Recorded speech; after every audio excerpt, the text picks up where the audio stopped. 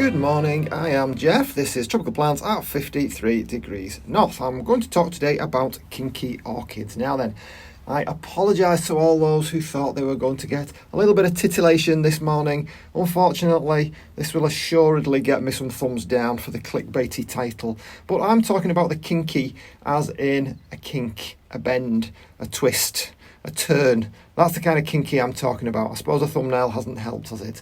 But what I'm going to do here is talk about two particular orchids that I've just noticed, and I'm hoping that somebody might be able to give me a little bit of indication of what might be causing this. I've got a few theories myself, but most of them I've discounted.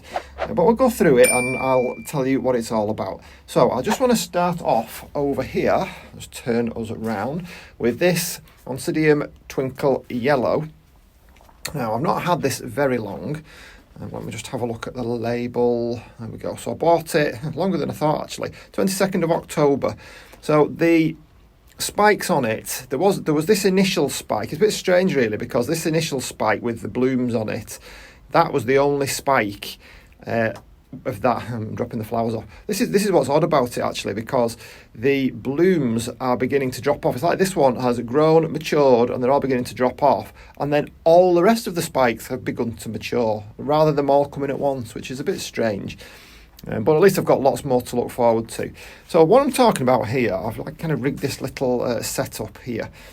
I'll take it off. I only did this yesterday. So I noticed that this, careful, there we go. I noticed that this particular orchid here, this orchid spike, has a kink in it. Now, we're not talking about a little kink. That's a pretty major kink, isn't it? That's a 90-degree turn. Now, Oncidium Twinkle spikes are a little bit more pliable than some of the others. So I thought to myself, right, well, what I can do here, I can get it right up against the stake, put a stake in and try and straighten it out. And I think it has straightened it out a little bit. Like I say, I only did it yesterday. And obviously I don't want to snap it. Now that in itself wouldn't probably cause me much of an issue or much of a concern. However, that's not the only kinky orchid spike that I have. So it's a little bit bizarre, really. So let's have a look at the other one and I'll give you some possibilities, and then maybe some people can jump in the comments and tell me what they think and whether they've had this issue before. So we'll just move round to my Burrageara Nelly Isler down here. Looking absolutely fabulous at the moment, smelling wonderful. I think the scent actually is one of the best things for me with this orchid. Get any kind of heat on it, and I'm talking about once it gets up to about 14-15 degrees Celsius. Yeah, that's heat for us over here at this time of year. Get that on and it really does begin to pump out this kind of lemony scent. Well, it's lemony to me. Everything's lemony to me. I don't have the best nose in the world. So we've got a bloom spike here, and look at this one. I'll see if I can do it without. No, I don't want to damage these blooms. Let's try over this side. Let's try this angle. Will that do it? Yeah, there you go. You can see there now. So you can see where it comes. It comes from down there. And then all of a sudden, it does, again, a complete 90-degree turn and starts to head downwards. And this one, I'm not going to stake this one because this is really firm. It's a really firm spike. And I think if I tried to straighten that out, it would snap off. It's clearly not having any effect on the blooms. The blooms are still coming out there. I just wondered if anybody had come across this. Why on earth is it doing this? That's two. I think I wouldn't have been as concerned with just one, but the fact that I've got two there, it just seems a little odd. So I'll just go through some of the reasons that I can think of that might ever happen. So one of them is that, I mean, we're all familiar with the humorous carrots, I guess. Certainly if you're in the UK, you remember a programme called, was it That's Life with Esther Ranson? You'll be very familiar. I mean, I'm going back a few years here now. If you're a younger viewer, then you definitely will not remember that programme. But they were well known for showing, amongst other things, it was like a consumer affairs programme. And they were well known for showing things like carrots that had, they grow down, though, they hit some kind of obstacle, usually a stone or a rock, and then they take like a humorous and curious kind of twist and turn to produce a carrot that looks maybe a little bit suspect, a little bit cheeky perhaps. And obviously that can happen on top growth as well. So you've got something growing up. If it hits something, it doesn't necessarily have to be like a hard object, like a shelf or something. It might just be something as simple as another leaf, and then it might take a turn. Now, that is a possibility with the Oncidium Twinkle, because I didn't have that from being, quite young. I've only had it since like kind of mid to late October. But these spikes were much smaller at that point. So small, in fact, that they were there, but they weren't anywhere near as tall as they are. So I reckon that's developed since it's been in my care, which is very curious. And I know for a fact that this Burrageara Nelly Isler Swiss Beauty has not had anything in the way. That just kind of developed like that. And I'll have to confess, I didn't notice it happening. I'm not sure why, but I didn't notice that turning. We're all familiar with the kind of arching flower spikes, like this kind of thing, which is just a natural thing, the length of them and the weight of the blooms that's on them. But this is completely different, isn't it? This is a complete and utter change of direction, like a really severe change of direction.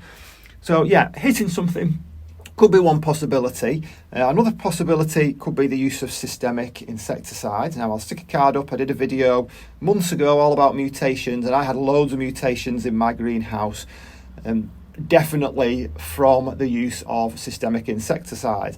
I haven't used the systemics anywhere near as much this year, not necessarily through any kind of moral thing, although that does come into it, but I just haven't had as many problems now. I'm touching my head here. You know what they say about touching wood, because I really don't want any. And I know when it's all closed up like this is when you're likely to get things when it's freezing outside. So anyway, that's another possibility, but that's not the case with the Burrageara because it's not been sprayed by me. The Oncidium Twinkle, possibly, but again, I've not sprayed it. So that brings me to the third possibility. While we're talking about systemic insecticides, could it be caused by some kind of bug or a mite? Well, that I don't know. I can't see anything, but then you don't always see them until the damage is done, do you? And they can be very, very small. Hence the word mite. And my eyes aren't the best as I would say approach middle age, but no, I know I'm well into it now. But I like to think I'm approaching middle age. I'm going to live till I'm 110, so I'm approaching middle age. So that's another possibility. So we've got, could it be a bug? Could it have hit an obstacle? Could it be a systemic? The other thing that I thought of, it could be a change of light. If the light intensity or the light direction suddenly changes, then that can cause plants to move in a different direction. But again, it's not going to do it so severely. It's not going to take a 90-degree turn. And we're talking about a flower spike here. We're not necessarily talking about leaves and new growths. I think flower spikes can do it. I'm thinking of hippeastrums. Hippeastrum, that's a big flower spike, isn't it? Very often called amaryllis, incorrectly, I believe. But they're well known for it. They lean towards the light. They don't suddenly take a 90-degree turn.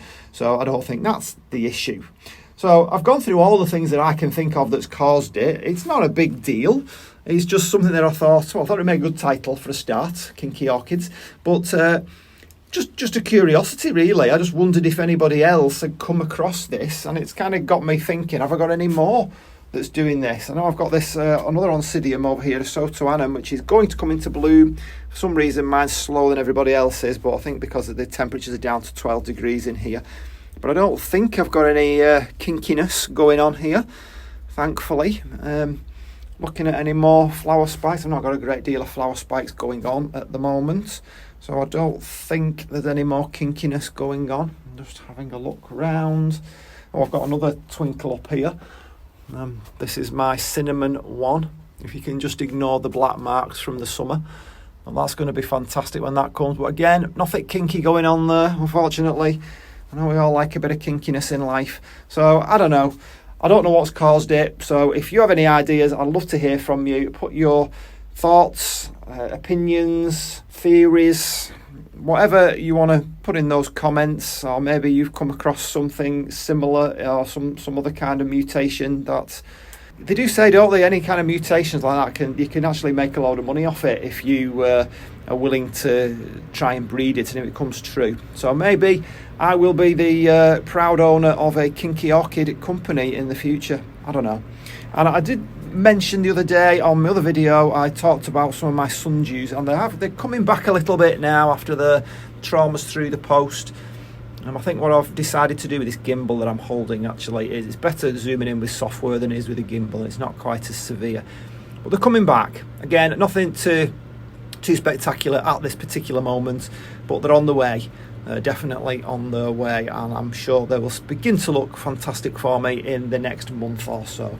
So that's it for now. Short one for me, this one. So I hope you enjoyed this video and your little journey into the world of kinky orchids. And for now, that's it. So I'll see you on the next one. Bye.